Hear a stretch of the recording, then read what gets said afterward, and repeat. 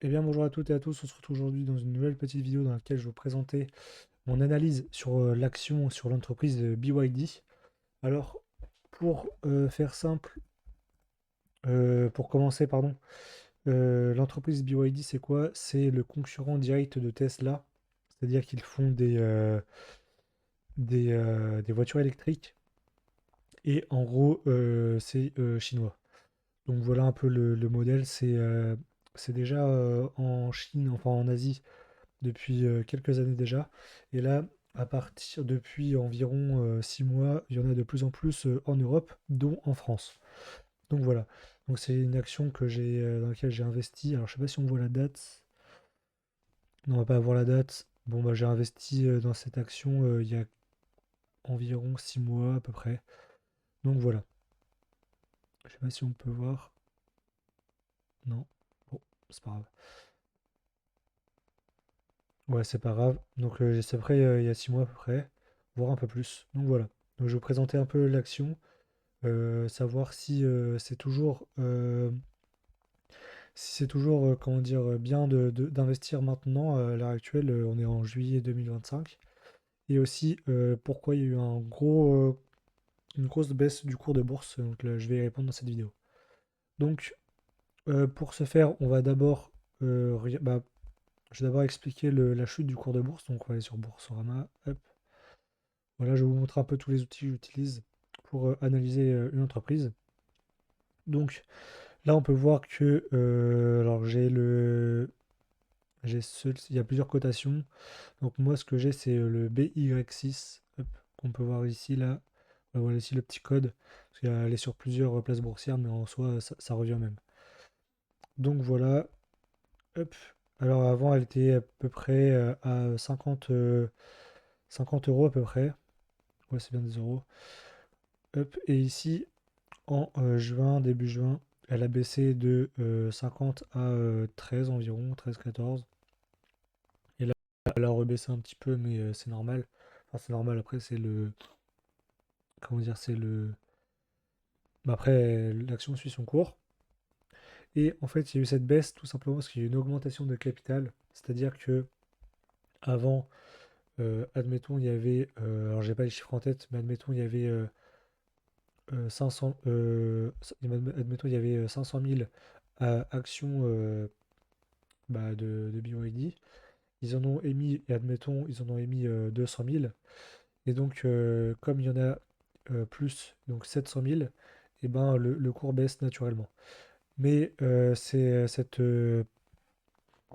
augmentation de capital s'est fait par une donation, entre guillemets, de, de titres à toutes les personnes qui détenaient des titres. Donc, en gros, je crois, de mémoire, quand on détenait 10 titres, on avait 6 titres gratuits.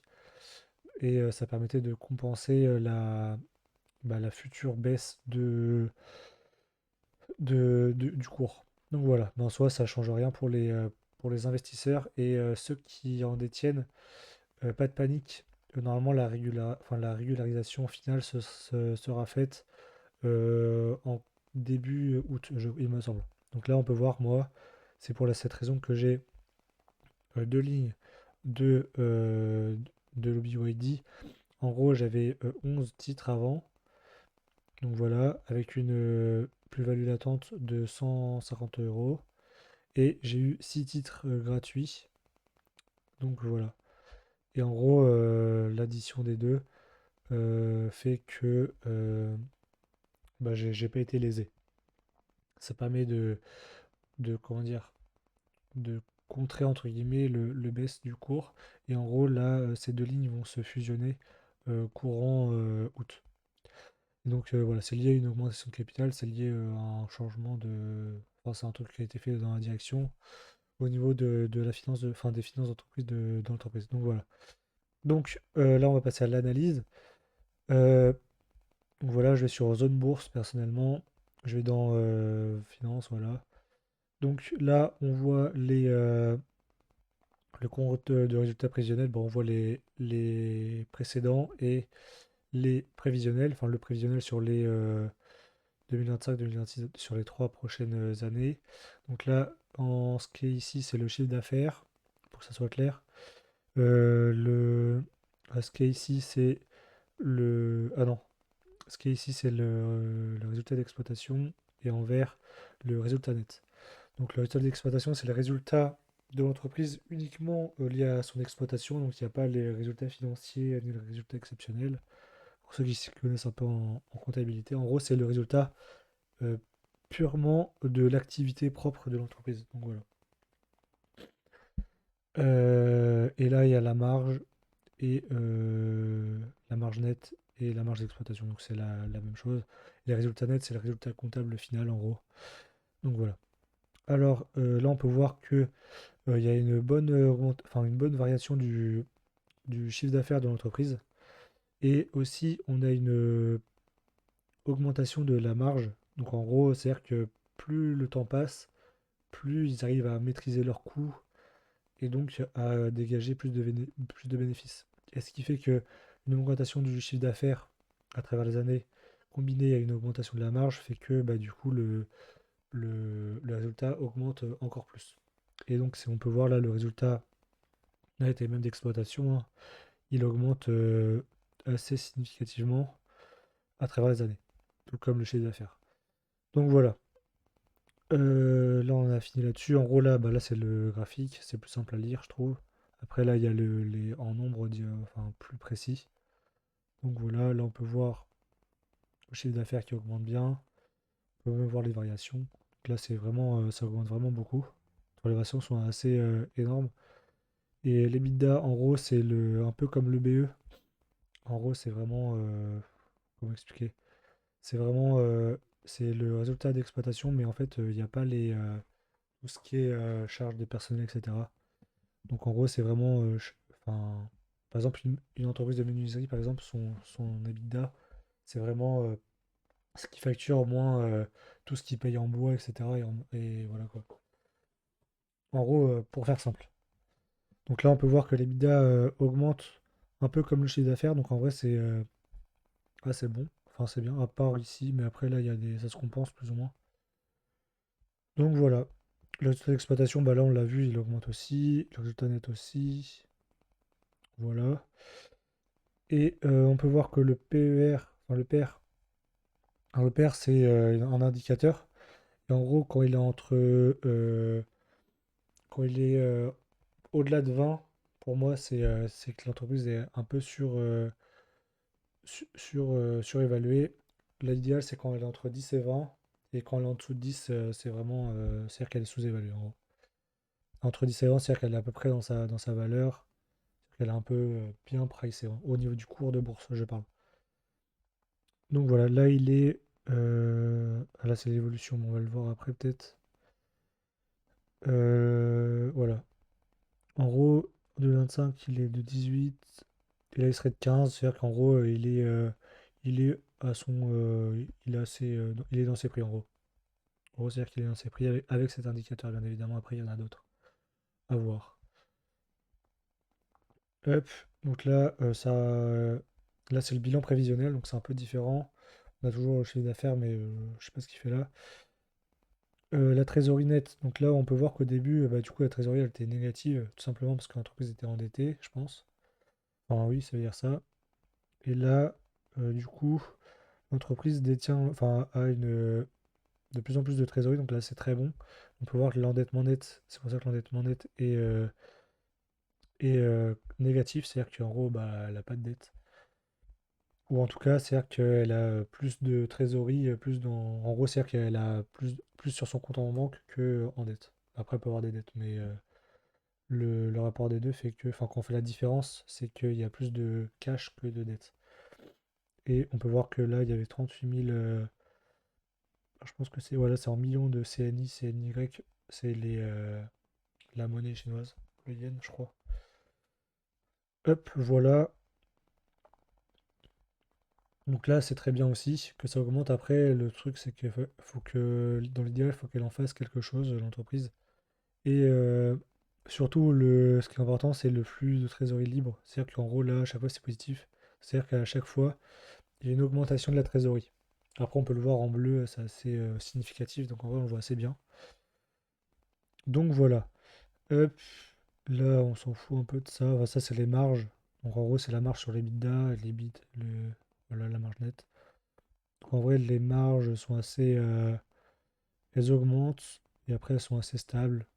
Donc, en vrai, la marge, on peut pas l'augmenter à l'infini. Surtout pour ces entreprises-là où là, c'est une assez grosse entreprise. Et dans le marché de le. Comment dire? De l'automobile, c'est assez compliqué de réduire ses marges. Mais après, là, bon, on peut voir qu'elle a fait depuis 2022, depuis le Covid, il y a quand même une belle augmentation de la marge. Donc là, c'est vraiment la marge de l'activité propre, comme c'est l'EBITDA. Et la marge nette, du coup, bah, je sais pas comment ils se sont débrouillés pour avoir des marges aussi basses. Mais du coup, là, bah, du coup, elle augmente aussi tous les ans. Donc en vrai, c'est plutôt bien. Voilà. Hop, aussi, si vous avez des conseils ou quoi, ou des remarques à faire, n'hésitez pas à les faire en commentaire, ça m'aiderait. Ça aiderait tout le monde d'ailleurs. Donc voilà, après, là, bah, le flux de trésorerie par action, bah, il est positif, donc c'est plutôt cool. C'est-à-dire que il y a plus de enfin, pour une action, il y a un flux positif de trésorerie. Après, on l'avait vu ici, donc en vrai, c'est pas de surprise. Et voilà. Alors, il n'y a pas le PER. Bon, c'est pas grave. Normalement, il est quelque part. Peut-être dans ratio financier. Hop. Ah, mais si, on l'a vu là, je suis bête. Autant pour moi. Hop, après, il y a le bénéfice net par action. Donc là, il est positif. Donc voilà, c'est un peu la même chose. En gros, c'est le bénéfice qui est calculé pour une action. En vrai, il fait que d'augmenter, donc c'est plutôt bien. Il y a le dividende, du coup, qui est divisé par le bénéfice net par action. Donc en gros, là, c'est-à-dire qu'ils versent environ 30% de leur. Ouais, c'est ça, 30% de leur dividende. Et là, on peut voir il y a un dividende qui va augmenter tous les ans. Donc c'est plutôt bien. C'est plutôt bien parce que le dividende augmente tous les ans et il augmente aussi le bénéfice, enfin ouais, le bénéfice de l'entreprise augmente aussi tous les ans, ce qui fait que euh, le dividende sur les bénéfices nets par action, eh ben, il reste stable, il est à peu près de 30%, et ce qui permet de verser de plus en plus de dividendes aux actionnaires. Donc pour nous, investisseurs, c'est plutôt bien, et ça reste sain pour l'entreprise aussi, car l'entreprise ne tape pas trop dans ses bénéfices et donc dans sa trésorerie pour verser les dividendes, tout ça pour satisfaire leurs actionnaires. Parce que certaines sociétés euh, versent trop de dividendes par rapport à leurs résultats, à leurs actionnaires, uniquement pour les satisfaire, quitte euh, à long terme, ça peut être néfaste pour l'entreprise. Car du coup, elle, elle va utiliser de la trésorerie qu'elle pourrait utiliser pour en faire encore plus d'argent dans le futur. Donc voilà. Donc là, on a fini pour ça. Ce qu'on peut voir, alors moi, ce que j'aime bien regarder aussi, c'est les consensus des zones bourse et de Boursorama. Alors Boursorama, il y en a pas. Ils n'en ont pas fait. Mais c'est pas grave. Pour zone bourse, il y en a. Donc là, on peut voir. Après, il faut regarder un peu le global. Mais le consensus des analystes, il est à l'achat. Donc voilà. Il pourrait y avoir un objectif de faire en moyenne plus 31% actuellement. Donc c'est intéressant. Hop, voilà, c'est ici. En gros, c'est-à-dire que le cours devrait être un peu au-dessus, enfin ouais, vers les 200 CNY là.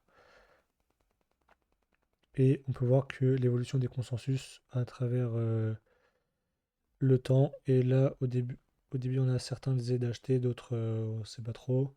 Et là, au final, tout le monde dit soit de conserver, soit d'alléger un seul, mais bon, là, tout le monde dit d'acheter en gros, ou d'accumuler, enfin voilà.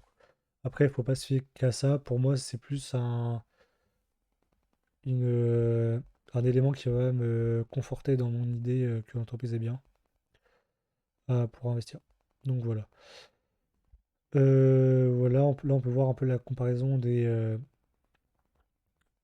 secteur de l'automobile. On peut voir que BYD est l'entreprise avec le plus de capitalisation, pardon, et avec le meilleur consensus aussi. Après, ce qui est important, c'est la capitalisation. Donc vraiment, pour le moment, c'est le, euh, le roi un peu. Là, on peut le voir. Bah, après, ouais. Et là, vous pouvez voir un peu les différentes solutions qui peuvent qui peuvent s'offrir à vous.